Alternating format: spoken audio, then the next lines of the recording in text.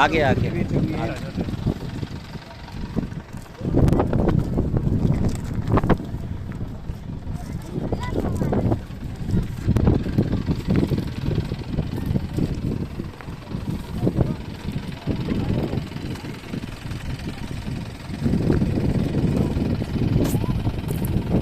हमारी ट्रक का सामान कुछ इसमें पड़ा हुआ है, डाल दिया गया है। यहाँ तक उसका आना मुश्किल है, इसलिए ये फैज़ान साहब, फरहान साहब, ये लोग जो है वो हिंदी के वॉलंटियर के साथ मिलकर कर रहे हैं। ये कोई 60-70 ख़ानदान यहाँ पर मौजूद हैं और 15-20 ऐसे भी हैं जो कि उससे भी ज़्यादा, बल्कि जो हमें नज़र नहीं आ रहे। ये कैंप हटा दिए गए क्योंकि कल ये यहाँ पर एहतजाज कर रहे थे खाने के लिए।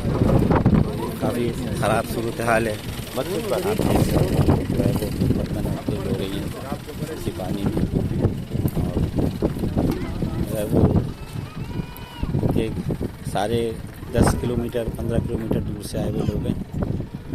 उनका पानी भर गया उस इलाके में, तो ये यहाँ आए पैदल चलते हुए 4-5 घंटे में।